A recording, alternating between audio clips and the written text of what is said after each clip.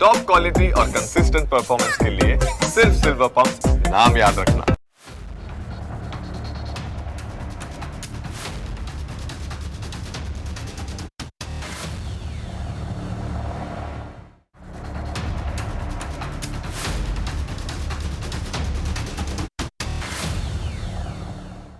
Reliance industries green અને clean એનર્જીમાં ખૂબ જ અગ્રેસર છે.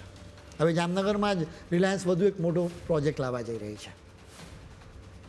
આમ તો તમારામાંથી ઘણા બધા લોકો ગ્રીન એનર્જી વિશે જાણતા હશે, આમ છતાં ખુલાસો કરવામાં કશું ખોટું નથી. ગ્રીન એનર્જી એટલે મૂળે એનો સોર્સ કુદરતી હોય, જેમ કે સૂર્યમાંથી સોલાર પાવર મેળવાય, એ જ રીતે પવન ચક્કી લગાવાય. હવે આ ક્ષેત્રમાં રિલાયન્સ કંપની વધુ એક મોટું કામ કરવા જઈ રહી છે. હમણાં જ સમાચાર આવ્યા કે રિલાયન્સ ઇન્ડસ્ટ્રીઝ લિમિટેડે સાઉથ કોરિયાની સેમસંગની સાથે $3 અબજ એક ડીલ કરે છે. $3 અબજ એટલે કે 277.25 અબજ રૂપિયા ગ્રીન એમોનિયા સપ્લાય કરવા માટે જ આ ડીલ કરવામાં આવે છે. આ ડીલ 15 વર્ષના સમયગાળા માટે કરવામાં આવે છે. એટલે કે આટલા વર્ષ સુધી રિલાયન્સ સેમસંગને ગ્રીન એમોનિયા પહોંચાડતું રહેશે. આ પહોંચાડવાની શરૂઆત 2028ના અંતથી અથવા 2029ના આરંભથી શરૂ થશે. દુનિયાભરમાં આ પ્રકારની ખૂબ જ મોટી ડીલ છે. હવે કદાચ તમને સવાલ થઈ શકે કે મુદ્દો ગ્રીન એનર્જીનો હતો, ત્યારે ગ્રીન એમોનિયાની વાત કેવી રીતે આવી? તો સૌથી પહેલાં તો એ તમારે સમજવું પડે કે એમોનિયાનો ઉપયોગ શેમાં થાય છે. આપણા ખેડૂત ભાઈઓને તો ખ્યાલ જ હશે કે એમોનિયાનો સૌથી મોટો ઉપયોગ ખાતરમાં થાય છે. એ સિવાય સાફ સફાઈ માટેના રસાયણોમાં એનો ઉપયોગ થાય છે. એટલું જ નહીં, ફ્રીજ, કાગળ ઉદ્યોગ, પ્લાસ્ટિક અને વોટર પ્યોરિફાયર એમ અનેક ઉદ્યોગોમાં એમોનિયાનો ઉપયોગ થાય છે. સામાન્ય રીતે એમોનિયા બનાવવા માટે નેચરલ ગેસ વપરાય. અહીં એક વાત તમારે જાણવી રહી, ઈરાન યુદ્ધ જ્યાંથી શરૂ થયું ને ત્યારથી સામાન્ય માણસો પણ નેચરલ ગેસની વાત સાંભળે છે. કેમ કે આ યુદ્ધના લીધે ખાડી દેશોમાંથી નેચરલ ગેસનો સપ્લાય છે તે બિલકુલ અટકી ગયો છે. નેચરલ ગેસમાંથી જ રાંધણ ગેસ બને, એટલે જ તો ભારતમાં ગેસના સિલિન્ડરની ચિંતા થવા લાગી. હવે ફરી રિલાયન્સની ડીલની મૂળ વાત પર આવીએ. નેચરલ ગેસ તો મર્યાદિત છે, એમાંથી એમોનિયા મેળવવામાં ઘણો કાર્બન ડાયોક્સાઇડ છૂટે છે, જેનાથી પર્યાવરણને નુકસાન થાય છે. એટલે ગ્રીન એમોનિયાનો એક કોન્સેપ્ટ આવ્યો. હવે ગ્રીન એમોનિયા તો ગ્રીન એનર્જી એટલે કે સોલાર પાવર કે પવન ચક્કીથી બને છે.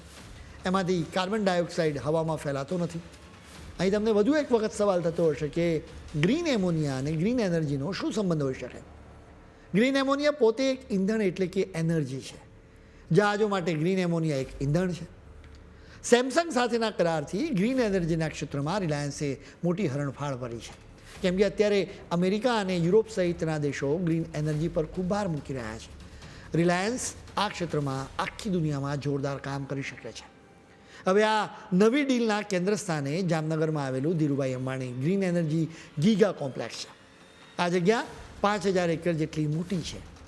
એટલે કે ખૂબ મોટી ફેક્ટરીઓના એક ટાઉન જેટલી આ જગ્યા છે. આ કોમ્પ્લેક્સમાં સોલાર મોડ્યુલ્સ, બેટરીઝ અને ફ્યુઅલ સેલ્સની ગીગા ફેક્ટરીઓ રહેશે. દુનિયાભરની મોટી મોટી કંપનીઓ તો ગ્રીન એમોનિયા માટેના પ્લાન્ટ માટે આયાતી પાર્ટ્સ પર જ આધાર રાખતી હોય છે. સૌથી ખાસ વાત તો એ છે કે જામનગરના કોમ્પ્લેક્સની ફેક્ટરીઓમાં રિલાયન્સ શક્ય હોય ત્યાં સુધી બહારથી કંઈ પણ ખરીદશે નહીં. બધું ભારતમાં જ બનાવશે. આનાથી ભારત વધુ મજબૂત બનશે. એનાથી સરકારના નેશનલ ગ્રીન હાઇડ્રોજન મિશનને મદદ પણ મળશે. રિલાયન્સનું લક્ષ્ય મોટું છે. આ કંપનીએ કહ્યું છે કે 2035 સુધીમાં તે નેટ કાર્બન 0 થઈ જશે. એટલે કે જેટલું કાર્બન છોડશે એટલું જ શોષણ પણ કરશે, કોઈ વધારાનું કાર્બન નહીં. હવે તમે સમજો કે રિલાયન્સ હવે પેટ્રોલ ડીઝલથી આગળ વધીને સ્વચ્છ ઉર્જા એટલે કે સોલાર, હાઇડ્રોજન, ગ્રીન એમોનિયા તરફ વધી રહ્યું છે. આખું કામ ભારતમાં જ થશે, જેથી નોકરીઓ વધશે અને દેશ વધુ મજબૂત થશે. હવે તમને એક બીજો સવાલ પણ થતો હશે કે સેમસંગ તો મુખ્યત્વે મોબાઈલ અને ઇલેક્ટ્રોનિક્સની કંપની છે, તો એને ગ્રીન એમોનિયાની જરૂર કેમ પડે? આ વાત સમજવા માટે જાણવું પડે કે અહીં વાત છે સેમસંગ C&T કોર્પોરેશનની, જે સેમસંગ ગ્રુપની એક અલગ કંપની છે. સેમસંગ C&T એક વૈશ્વિક સ્તરે ટ્રેડિંગ, ઇન્વેસ્ટમેન્ટ અને કન્સ્ટ્રક્શનની મોટી કંપની છે, જેને છેક 1938માં સ્થાપવામાં આવી હતી. આ કંપની ગ્રીન એનર્જી હાઇડ્રોજન અને ગ્રીન ફ્યુઅલ્સ જેવા ક્ષેત્રોમાં ખૂબ આક્રમક રીતે કામ કરી રહી છે. અત્યારે દક્ષિણ કોરિયા સહિત અનેક દેશો ગ્રીન ઇંધણ પર ભાર મૂકી રહ્યા છે. અત્યારે દુનિયામાં ગ્રીન એનર્જીની વાત નીકળે એટલે ભારતનું નામ અચૂક લેવાય. આપણે કંઈ અમથા જ આ ક્ષેત્રમાં લીડર નથી બન્યા. એની પાછળ આપણી મજબૂત નીતિઓ અને જોરદાર પ્લાનિંગ છે. તમે જુઓ ને કે 2014 પછી આપણી સોલર કેપેસિટીમાં 39% જેટલો વધારો થયો અને પવન ઉર્જા પણ બમણી થઈ ગઈ.